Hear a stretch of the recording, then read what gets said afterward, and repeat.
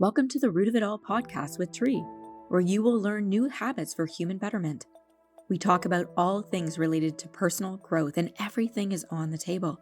Each episode will explore different topics like self-care, mindfulness, goal setting, and more, with a focus on practical tips and actionable advice you can start implementing in your life today. Our goal is to help you become the best version of yourself and live a more meaningful life. So grab a drink, cozy up, take your dog for a walk, or go for a drive. Join us for some fun and meaningful conversations with some amazing humans. Let's grow together.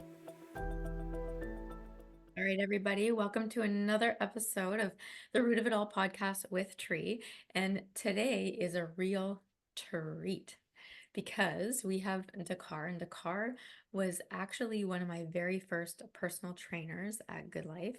He also has tons of things that you're going to hear about today, which is going to be absolutely amazing because he's also a fascial stretch therapist, obviously personal trainer. He is also a sports coordinator, which we're going to learn more about. He's a retired soccer player, and he is looking to explore new ways how to entertain his whole battle rapping thing, which is very cool. Also, what I'm going to add, which he didn't tell me to add, that he is a philosopher of types, which I think is really cool because the way that you think things. So welcome. Thank you so much for um giving us your time today. Thank you for having me. I'm just happy to be here and excited to get started. Well, and the thing about the time is that also Dakar is a girl dad. So he Yes, has of three three. girls. And what are their ages again right now? 7 or 8 now, actually, is my oldest, and then 3 and 2. Awesome. Yeah. And that is so that's one of the themes that we want to talk about today when it comes to male female energy, because Dakar, you have a very beautiful way of how to connect with people in general, right? And the big thing that I found about you, that when you are connecting with people, is that you land within this curiosity. So not just curiosity in your mind, but curiosity from like a feeling sense as well. So even Hmm. when it comes to people, say if they're in their ego or they're in judgment or they're struggling in some way, that you have this like peacefulness about you, that you stay nice and grounded, and you're doing something, like you're still taking care of what needs to be taken care of. So teach us about that sort of process that you have around that. Like, and maybe you don't even realize what process you have. Like, maybe I'm putting you on the spot about that as he's like in thinking mode right now. Yeah, I don't think I necessarily have a process, but what I do try my best to do is see everything with an open mind. Hmm. Typically, not always, but typically approaching things with like a calm mind or a calm demeanor can help put people at ease.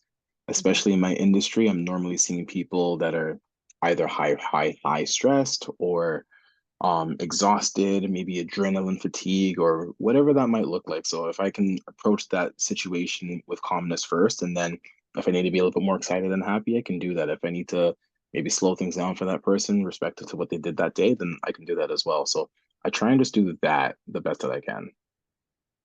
And you do it beautifully. It's almost as if you're an, so I'm going to teach you, um, well, everybody, just different patterns that I see within that. So first of all, the curiosity piece is one. Two, I believe that you're stepping into their model of the world. So Mhm. you're not staying within your own belief system per se, right? Or your belief system is very flexible, right? So you're genuinely truly care about all individuals, and hey, cool, what's their outcome? So you're curious about that, and you're looking at them in that way. So if they are in stress or overwhelm or fatigue, like what you said, that you're seeing them where they're at, and then staying at their pace but still moving forward with them, so that they're, Absolutely. yeah.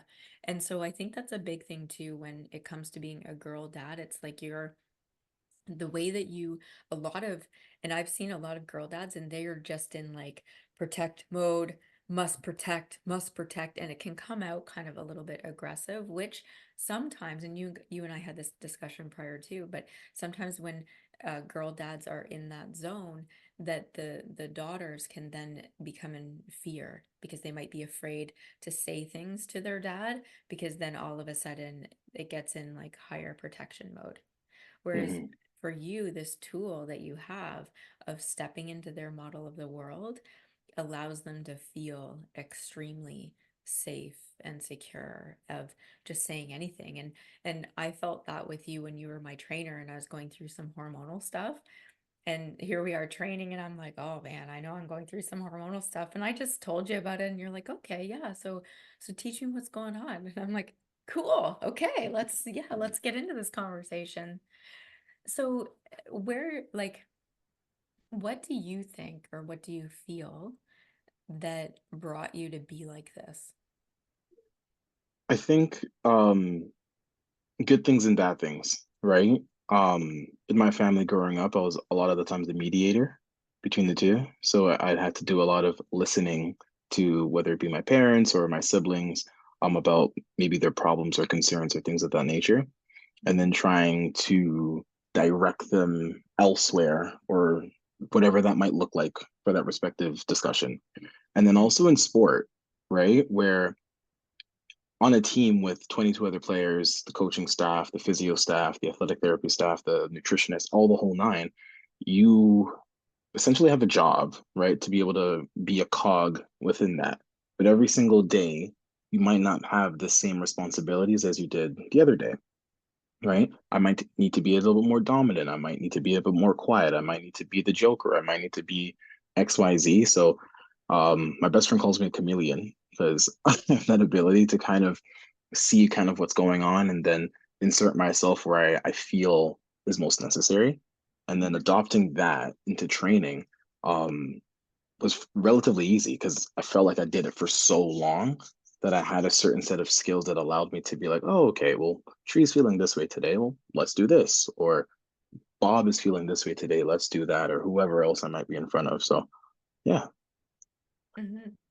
And that's an awesome piece for people to learn because a lot of people can relate to that pattern, that strategy that you were somewhat forced into, and that it felt better when you took the position of peacemaker. Because and even the more that you did that, you had proof that you knew how to do it, that you could do it, and that when you were that chameleon, that it actually worked out better for all parties involved. Mhm. So, in us as human beings, it's not even a conscious decision. You didn't wake up and be like, I wonder what fires I'm gonna have to put out today, right? No. It says nobody ever, maybe a firefighter, right? Yeah, But literally. yeah, but it's and we all have our own strategies. So I also was that person in my family because Hmm. my mom and my sister never really got along, so I was always the one that was in the middle, just making peace in some aspect. Hmm. Even with all sorts of other like friends all the time. I was always that person on the outside, just keeping the peace. Yeah. Yeah, and there's a groundingness to it, a humbleness to it. It's when you're really take this position. But do you find that after everything is totally okay, what is it that you do with those emotions? That's a great question because at a younger age, I had no idea what to do with them. Hmm. Fortunately, I was playing a lot of piano at that time. And Hmm. so I could put all those different emotions into the piano. Hmm. And then through on the soccer field, I could feel like I could get some of those emotions out as well. Um, but as I got older and I wasn't playing piano as much, it became difficult because I felt like I was taking on maybe too much responsibility or too much of people's emotions and energies and things of that nature. Um, and so unfortunately, I kind of closed the door on a few people because it just became a little bit too much. Hmm. And then you're trying to develop different strategies to try and avoid them and things of that nature. But at the same time, my outlet was still music and soccer. Those are my two outlets, right? Awesome. And it's interesting too that you say about that you had to let go of some people from your life. And it's probably actually you did them a favor as well, because what happens is that people that are always kind of um, not on purpose, creating some form of chaos and seeking out help, that unknowingly and not on purpose, that's their way of getting attention. So Mm, yeah, a lot of people they'll like I have a friend of mine that her life is a lot of chaos. But when there's no chaos, she actually creates it, not on purpose, because it's almost like her nervous system feels like things are not good unless there's chaos around, because she's never experienced life without chaos. yes, I And know a few she's people like that. yeah, yeah. And so it sometimes is a favor to back away. And what happens too is that these people, they'll find somebody else to be that mediator. They'll find somebody else to actually take the role of what it is that you're doing. And we never keep the same people in our lives forever. And, Mhm. I forget how the saying goes, like some people are for a season or a reason or whatever that saying goes, Yeah, but it's absolutely true. And we are responsible for ourselves, our own individual self. So a lot of times when people get an anger or resentment because of other people's behavior, um, that it really is their own emotion to go through as opposed to blaming somebody else because they're pissed off or whatever. yes, And so another cool thing that you're mentioning is just your outlets. So anybody that's listening to this, be curious of what patterns you're in. Like what maybe you're in just a piece of this pattern, whether you're a pleaser, whether you're doing too much for other people. What patterns are you in and then what outlets? So you said piano, you said movement and music. So I am actually genuinely curious. How did you get into battle rapping? Like what did you see it and then go do it, or did you just like, oh, this is cool. I'm just gonna freaking do this. Or like I have no idea how to even like where would you go? Where do you find out? Like, yeah, tell me. Like this is an interesting, very interesting thing. Well, when I was growing up, my dad, in fact, before I was growing up, my dad was part of a band, right? And he was a musician. He was a bass player and a singer. So growing up, I got to see him kind of play the music at home, but then he also had a studio that he used to run on Eglinton Street as well. And then you would have like a series of artists come through into the studio, in and out. At that same time, my two older brothers were part of a rap group, right? Oh, So they used to rap as well, and they're both 10 or 9 and 10 years older than me, right? So they used to rap as well. So for me, growing up around music was kind of just, oh yeah, this is the norm. Like, doesn't everyone right. do this? So me starting to rap was felt very, very natural because it was just, well, I have these thoughts, these emotions. Let me just put it to pen and paper. My brother does it, my dad did it. Why don't I? Right. And at that point in time, I was listening to a lot of rap music, a lot of soul music, a lot of R&B, a lot of jazz, a lot of classical because I was still playing the piano and stuff. And I felt as if some of these songs couldn't what's the word I could give? They couldn't express how I was truly Mm, feeling. I felt like mm-hmm. some things were being left out. So then I grabbed the pen, grabbed the paper, and started writing from there. And then that transitioned to writing songs and writing my own raps and things of that nature, a little bit of poetry. And then the battle rap kind of transitioned where I found it online. I'm like, oh, this is so cool, right? Mm-hmm. You see a couple of videos on YouTube, and then you kind of just go down the rabbit hole and looking to see what you can find and stuff like that. So I ended up seeing a lot of battles from a league called URL, Ultimate Rap League, which is in pretty much based out in the States. And then you see a couple of battles from King of the Dot, which is based out in Canada, and then the west coast of the States as well. But through watching those two things, you learn about battle rap and how to structure your raps because it's very different from like making a song, right? Um, and as I start kind of diving into that, one of my good soccer friends, he was also into battle rap as well, and we actually had it's actually really funny. We actually had a rap battle in high school. I was grade 11 at the time in the staircase. So prior to my knowledge, I thought it was just me, a few of my boys, him, a few of his boys. There was like 50 people there in the staircase, downstairs, upstairs, kind of just watching, and we're just rapping back and forth. So that was like my first rap battle. And then the VP got wind of it, came by, but we didn't know he was watching, but he was watching as well. After the battle, he's like, "Do you guys want to do this in the auditorium?" We're like, "Okay, yeah, sure." So 2 months, why not?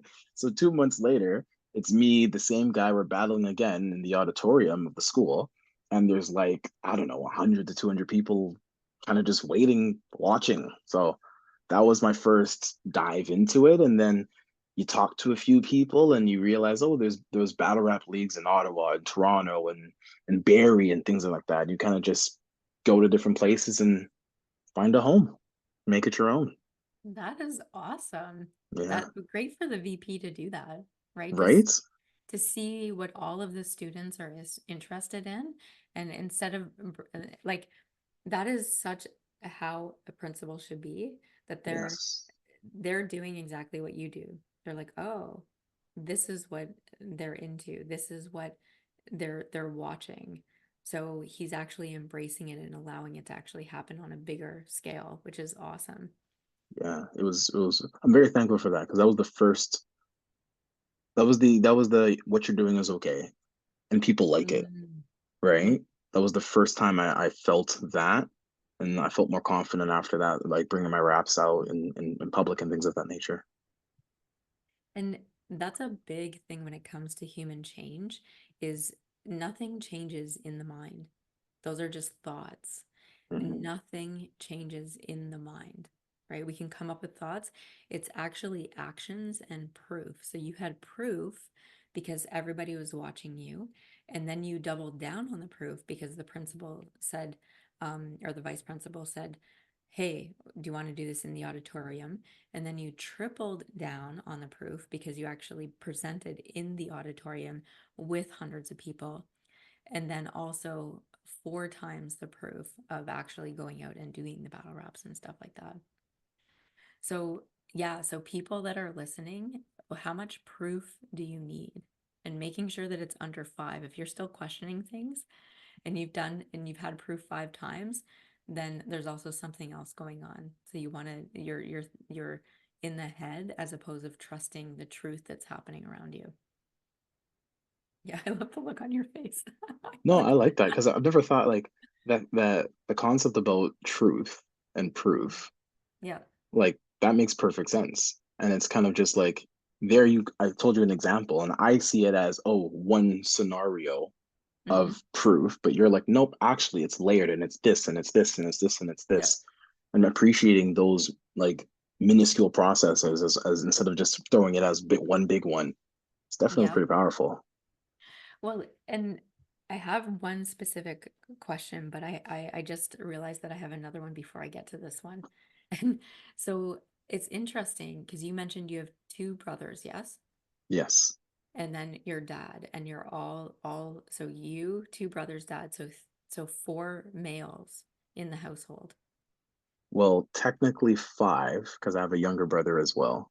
Okay, so 5 males, okay, and mom, yes? Yes, mom. Okay, so it's interesting that you're a girl dad coming from a very male dominant home. Yes. So let me ask you this. Who were all of you boys more afraid of, your mom or your dad? Like if you knew Oh, that you were gonna my, get my mom. It's not even close. right. Now, here's the thing. Here's the thing. We're more afraid of my mom on a day-to-day basis. But if you got our dad upset, it was over. He was a very calm man. Um, and he didn't really get bothered by much. But if he got upset, you knew it was over. But mom was the one to be afraid of. Cool. Mhm. And so at a very young age, you learned how to respect your parents in different ways. Yes. Yeah, and it's an interesting thing because in society right now, we talk about, in a lot of talks that I do, I talk about minding authority. And when kids are kids, it's about minding the authority of their parents, which it sounds like your parents did an amazing job in that way, in Mhm. loving, caring, but like laying the law when it needed to be. Mm, But also too, you guys all had this beautiful outlet of music yeah.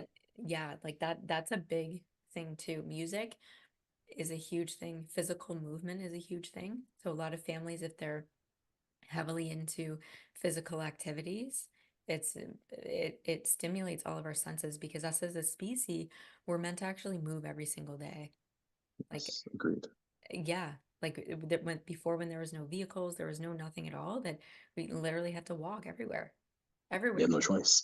Yeah, we'd do miles and miles a day. And then Mm, we'd have to figure out our shelter and all of these things. So even when it comes to music, you look at any culture, music is part of it. Like yes. like even Hawaiian, they have lots of chants. The indigenous cultures, there's like feet pounding and different things like that. Hmm. Different like Christianity, there's singing. In Hinduism, or other, there's like ohms or like different types of vocal sounds that happens. Um, Yes. yeah, so in every single culture, there's some form of sound, whether you're stomping feet or movement, even to even dance. Look at cultural dancing as well. Oh, absolutely. It's Yeah, so simple too, because like as much like music is vibrations, you know, yeah. and vibrations are felt from your body all the way down to your soul. Hmm. And they're so powerful because with or without words, a message can be sent, you know? And that's why it's so like there's so many lively stories that are passed down through song, you know? Mm. Phrases that are passed down through song, rituals that are passed down through song, and things of that Hmm. nature. And it's a beautiful thing because, like I said, it's vibrations and it holds so much weight with it, right? Yep. And now sound has changed a little bit, but it's the same thing. You know, you go to a concert and you feel the bass guitar, or you feel the drums, or you go somewhere you feel the drums, or you're at a stadium and you hear the drums, or whatever it might look like. You know, like there's little things that are just transmuted beautifully into the world. And it is such an amazing thing. I remember my husband and I, we had our first year wedding anniversary, and we planned this like beautiful romantic night or weekend or whatever it was at Niagara on the Lake, and we were just like, oh yeah, this is nice. And the following Friday, for whatever reason, he ended up getting tickets to a Leafs game. And so we went to the Leafs game, and so we got married in November. So this Leafs game, they have a Leafs game around Remembrance Day. Mhm. And so there's the whole stadium, and they have the bagpipes. They have like, yeah, like, so here we are at this Leafs game, and the Leafs game was way better than Niagara on the Lake. We had so much fun because of the energy of this stadium and the Yeah, sound, the music, when they sing the national anthem, the bagpipes, the like everything. It was just the energy. Like you said, the vibration goes down to the depths of your soul. Like it it's, does. Yeah. yeah, and it's such a vibrational thing. And so when you came from a home filled with more male energy, and now here you are, a girl dad. And so two-part question. First, one, when you knew that you were going to become a dad, like what was your perception versus reality? So, we talk about what we believe and then the truth. Hmm. And then two, how did you step into and just be total like transform yourself into being completely immersed in this female energy coming from a predominantly male energy growing up? Hmm. To answer the first part, um,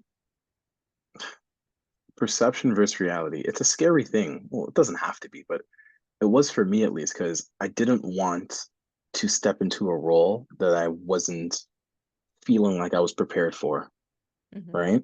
So I was talking to dads galore. This dad over there, this dad in that gym, this dad at that school, this friend's dad, that friend's dad, and kind of just like trying to get all the different like, hey, what was your experience? What was your experience? Can you have any information? Anything I should learn? I was just picking as much information as I could, um, just so I felt ready for when things came my way, and I had an idea of how to deal with them. And I still do that to this day. Like I just had a talk with a man I respect. His name's Ryan Donnelly. Um, but we were talking about because he has two boys and one daughter, and his eldest son plays football. And we were talking about because me coming from a professional soccer background, Bella also plays soccer. I'd love for my kids to play soccer, but I don't want to force them into it because I know how cuckoo I could potentially get, Yeah. right? So in a perfect world, I want to know how to navigate through that properly, right? Because there are a lot of times where I feel like my dad didn't navigate through it properly. And I didn't want to go to him about those respective things, right? And that strained the relationship at times. And so I wanted to make sure that, hey, what was the problem? What could I have done differently? And how should I go about doing it? Hmm. And so essentially, I ended up, this conversation was the best advice he gave me actually was don't have the sport talks on the drive home. Mm. And it's like, oh yeah, that makes perfect sense. But in hindsight, I'm not thinking about that because I've taken Bella to soccer multiple times before. And right when she gets in the car, it's like, oh, Bella, you did this well, but maybe you could have done this a little bit better. And it comes from a good place, but Hmm. internalizing that drive home when I was a kid never went well. I don't want to hear that, right? Yeah. Tell me the day tomorrow or something like that. So listening to little things like that I've been trying to do all my life. Just typically like experience can tell me a lot, history tells a lot. And I feel like if I just put myself in a position to be successful, I'll at least be that much more ready and that much more equipped. Than to talk about now, coming from a male dominated home, and now having to deal with three girls, it was, I'll tell you, I haven't told anyone this actually, but after I had my second kid, I felt fine. I didn't feel overwhelmed. In fact, I felt like, oh, I could do three, four, five more of these. Like, this is really not that crazy. After the third, I was like, oh, this is completely different. And the main part was like, me and my partner were two, and Hmm. then we had two kids. So we never felt outnumbered. But Yeah. now that there's three on the other side and two of Hmm. us, it's like, oh, I'll have two sometimes, I'll have three. It's completely different. I only have two hands. I'm not an octopus. Like these are the thoughts that are going through my head Yeah. at that time. Um, but I say all of that to say it was very, very different. Very, very different. A lot of times, especially as in my young adolescence, growing up in with my other brothers and things of that nature, I want to assert myself naturally, right? And you're trying to find ways to do it, and it becomes difficult when you are, I don't know, the fourth in line, right? And Hmm. in terms of the pecking order, there's my father, obviously there's my mother, but in terms of male dominance, there's my other two brothers that are, a decade older than me. And it's like, well, they are the dominant male figures in the household. Um, and so learning how to navigate through that while also not feeling like I'm lesser than, I think put me in a great position to now be like, oh, okay, it's different, but I've done a form of this already in terms of Hmm. navigating through something like this. And then you couple that with my asking for every little bits of experience from other dads. I feel like that's allowed my transition to be a lot smoother than it possibly could have. And I feel good about it. I like it. So, Hmm. yeah. Well, and I've told you this before because it's very interesting as I've met so many people. Like I work, sometimes I'll have like 20 clients in a day. And so the cool, unique thing about you and what I'd love to see other people model is this whole concept of stepping into their model of the world just for a moment, not staying there, but being in so much curiosity. Also, too, you have a lot of self-acceptance. Like you very much are settled within yourself from a vibrational standpoint, even if your vibration goes a little bit sideways for whatever reason, whether it's a hard situation in life or just whatever it is, that you have some really good mechanisms to shift and change that for yourself, to just shift into a better mood. Mhm. And so when it comes to kids, that when parents choose the mood first, and then deal with whatever the situation is from that mood, it's a better place to be. Whereas a lot of parents that I see is that they see the child and the mood that the child's in, and then they go into the mood of the child, and then they try to stop it by Hmm. instead of moving through it together. Because every mood, even as adults, we move through it. We just can't stop something, right? Yeah. Like, um, I was at this networking event, and this person that I was talking to, uh, she was getting a little bit emotional, and just from like a very good point of view. And this other woman came and be like, "Oh, you're gonna be fine. You're amazing. You're awesome. Oh, you're awesome. You're super awesome." And it was like, it was just so like this weird every like there was myself, there was the person, and then there was the other person that would just flew in like, jazz hands, right? And all she did was like pom poms, and it would have been, like a so it's like from a human behavior point of view, I'm standing there and I'm like, wow, this is like I should be filming this because it'd be such a great learning experience for somebody to observe what Yeah. happens in people's nervous systems when all kinds of people are in different moods. Oh, absolutely. And like the girls like 2, 3, 8, like they are in moods like the wife as well. Like they're all in moods. I'm in moods sometimes as well. Mhm. Um, and like I wasn't aware that I was doing that step process that you mentioned, but I do, you know? Mhm. And I think it's important that like, hey, like, okay, you're sad. I don't need to meet you with sadness. Like, if you want to talk about it, we can talk about it. If not, like we can just cuddle, like we can figure it out, like whatever you want to do. And I try to be that open. I really do because they benefit from it. And then it makes it easy for them to be able to navigate through those emotions and whatever they might be feeling at that time. Which is so important because so many people they try to either stuff down their emotions, or they feel like they end up in shame or guilt because of whatever the emotions that they're having are. But hey, we're in an emotion every moment of every single day, and that's a good thing, right? That Yeah. would suck if we just like if we were surprised all the time, just like one emotion, right? That would be so That would not be ridiculous. good at all. Yeah. The one thing too, I remember when you were my trainer and we were working out together. And I don't know if you see me, but I keep on looking over here because I have this like bug and he keeps on moving around. It's like a very interesting bug. So if anyone's watching this on YouTube, I just keep on looking over to a certain spot, but it's like right here. It's like getting closer to me. It's a funky looking bug. Anyways, Interesting.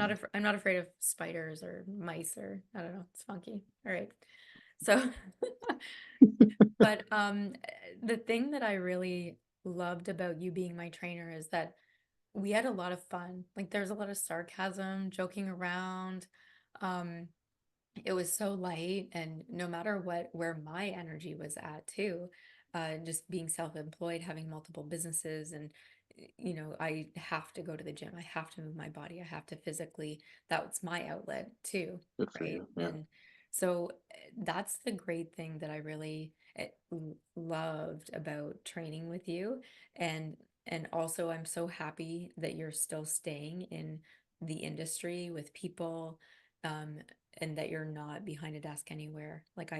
That you're like the what was it? The sports coordinator. Like Hmm. that is so cool. Like I know that every human that you touch, it like anyone that's listening to this and gets an opportunity to work with the car, like it is awesome. Like it's use him as a role model, really stepping in and seeing how it is that he operates. It's an awesome thing. Thank you. Honestly, thank you. Yeah, yeah. So thank you for, giving us a little bit of your time and how I know how busy you are with job, 3 kids, beautiful partner. And Yes. so if you were to tell like people listening to this, what would you leave them with? Um, Ask questions, be curious. I feel like having people's experiences can only strengthen your own. I feel Mhm. like perspective and understanding where people are, whether they're your kids, your parents, your coworkers, whatever that might look like, just understanding where they are is also very important for understanding how you got to navigate with those people, maybe on that day or just in general. So just be curious. Yes. Yes. Curiosity. If we lose curiosity, then we're just assuming. And when we get in assumptions, that's when we get into imposter syndrome or self-doubt and all Hmm. of those things. So, yes, I love it. Yes. So be curious. Awesome. Absolutely. And if anybody wants to get, I guess, get in touch with you, I don't know, like, are you like, oh, fascial stretch therapy or anything like that? We'll have all of your links of if anyone wants to get in touch with you for those things. Yes? Perfect. Sounds great. I'll send them Yeah. there. Awesome. Well, folks, that's a wrap for today's episode of The Root of It All with Tree. I hope you enjoyed it as much as I did. But before we go, I just wanted to remind you that you can follow us on social media. You can find us on Facebook or Instagram. And we will be posting motivational quotes and behind the scenes content that you won't want to miss. You can always sign up to come live while we're filming this, or even join us online through Zoom. We always offer open question and answer after each episode that we don't record, so it's all private, but you can get more involved. So sign up for free at businessgrowthresults.com, and we're going to cover all kinds of different topics that you're not going to want to miss. And if you're looking for that one-on-one guidance or help, be sure to book a free screening. You can do that at burlingtonhypnosis.ca or call 905-634-4777. And finally, you can catch our podcast on all major podcast platforms, including Spotify, Apple Podcasts, and Google Podcasts. So be sure to subscribe and never miss an episode. Thanks for listening.